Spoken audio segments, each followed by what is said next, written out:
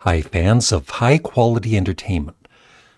So, this video is about realizing an album that you think isn't very good. You've even played it a few times, and each time you play it, you really don't care for it too much. And what happened with me is, and this is also about a YouTube channel that I've been following for quite a few years and I really like. And so I hope, you check out his channel, the Opinionated Hippie. And as you can see here with his playlist, he covers a lot of bands I like. Deep Purple, Ween, of course, Ween albums ranked, Styx, Neil Young, Grateful Dead, The Moody Blues, Jethro Tull, Rush, Grand Funk, Elvis Costello, King Gizzard, Prince, Can, David Bowie, yes. So, yeah, he seems to, the sensational Alex Harvey band there. He seems to like quite a bit of the music that I love too. So what I was watching was his Captain Beefheart Studio albums ranked, which was posted 2 years ago. So I watched it last night. And first of all, when somebody like him is reviewing albums and ranking them, I'm sitting there totally enjoying what he's saying and agreeing for the most part. It makes me realize I'm not very good at reviewing albums or songs or whatever. And I'm not just saying that so people can say, "Oh, Larry, you're great." I know that some people watch my channel because, I try and be myself, right? And be natural. But I always know deep inside me that, not that I suck at reviewing albums, but like I said, I'm not very good compared to people like the Opinionated Hippie. He just goes into great detail, describing the album. You really get a feel for what the album is about, even if you've never heard it. So anyway, I watched his ranking, and there's one album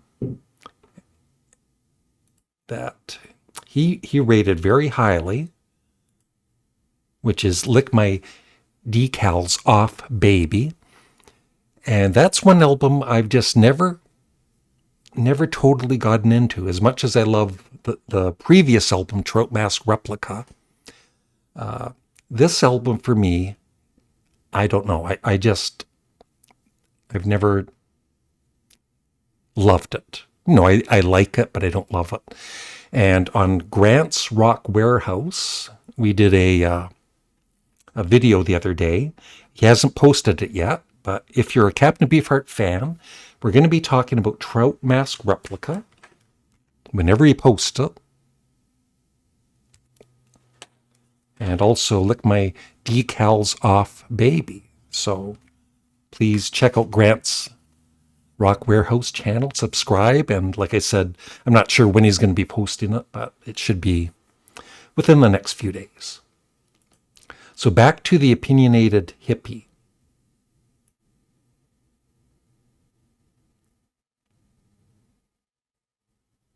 Yeah, he does a lot of Frank Zappa videos too.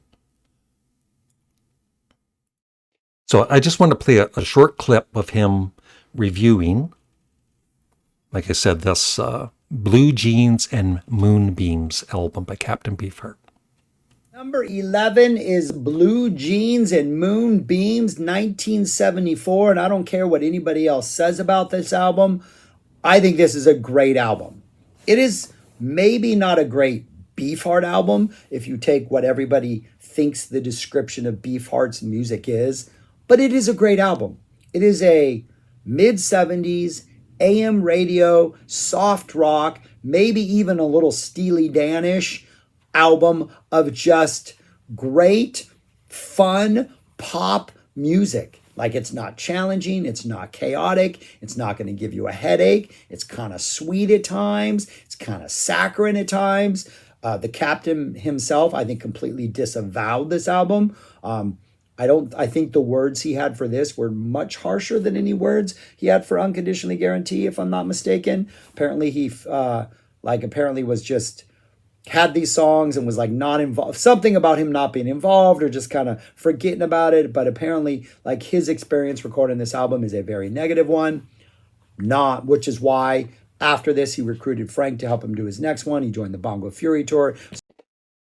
So anyway, I was kind of pleasantly surprised that even though he ranked it, near the bottom, he's a huge Captain Beefheart fan, so he loves a lot of his albums.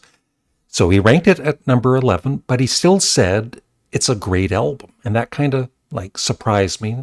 And so listening to him and his intelligence, last night I thought, you know what, I'm going to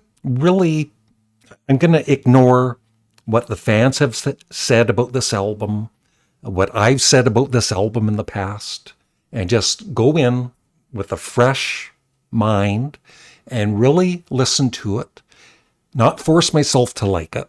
Like, if I don't like it, I don't like it. And last night I played it. It just hit me. This is a great album. And it's because of the influence of somebody else saying it is.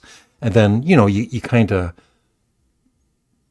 you don't always agree with what somebody else thinks. But because I kind of know him, and I like, we're kind of, like I said, we kind of like the same music.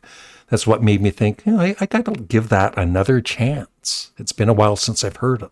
And I was just blown away by how good it is. Captain Beefheart sings great. The band on this album his band was called the Magic Band, but they called this band the Tragic Band, which is really sad because they're all great players. There's lots of great playing on this, lots of great guitar solos. And so, the next time I do a full Captain Beefheart ranking, this isn't going to be number 1 or number 2, but it's going to be moving way up in my rankings. And so I thank the Opinionated Hippie for, doing this ranking. And it's just, that's the thing about music, right? Is any album that you're not a big fan of, you might end up loving at some point. It's not always the case, but. So the other thing I was thinking last night, I got on this Captain Beefheart kick and listening to more than that. I was listening to Clear Spot, which is an amazing album. And I almost wanted to make a separate video of this, but I'll just quickly say that one of the most frustrating things about music and having, a decent-sized CD collection is I can never listen to everything. And it kind of, even though I'm retired now, I'm not working. I'm doing YouTube and Patreon, so I've got lots of free time to listen to music. But there's still, I was just thinking yesterday, I haven't played the Moody Blues in quite a while. And I love the Moody Blues. David Bowie, I don't play his albums like I used to because I'm playing, Ween and everything else. And it's just, that's the thing about time. You only have so much time to listen to music, even if you're not working, like I said. And it's frustrating because there's so much I love. And there's so much, The Clash. I don't play The Clash like I used to. And Blue Oyster Cult, all of their albums I love so much. I don't play Sparks that much because I'm checking out other albums that I haven't played as much, like all the Ween albums I've been into in the last year. And like I said, and I could name 50 bands right now that I don't listen to as much as I want to.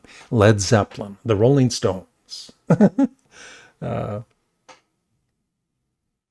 Yeah, so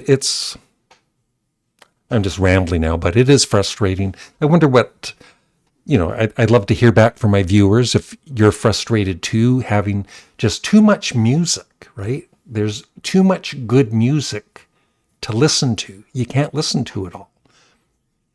And then there's always, viewers saying, hey, have you heard this band or have you checked out this album? That's why I have a Patreon. So I do hope you check it out. And so besides everything in my CD collection that I don't have the time to listen to, I also listen to other things on Patreon. Just recently I was listening to more Oasis and Blur and really liking it. So that gets me away from what I know I love and, listening to stuff that I'm not sure if I'll like or not. But because I'm so open to music, I usually give pretty good ratings on Patreon, except for one or two songs maybe. But yeah, so a shout out once more to the Opinionated Hippie. I would love to interview him sometime if he watches this video. I'll let him know I posted this, and I thank him again for all of his fine work. He definitely needs more subscribers. He's been on YouTube for just over 10 years, and he's got over 2,000 subscribers, but he should have 20,000 at least. Like I said, he knows his, the artist he knows very well, and he just gives excellent reviews of albums and, when he does his rankings. And maybe someday I'll be as good as he is. But that is it. Just check him out and please subscribe and tell him that the Canadian Studmuffin sent you. Bye.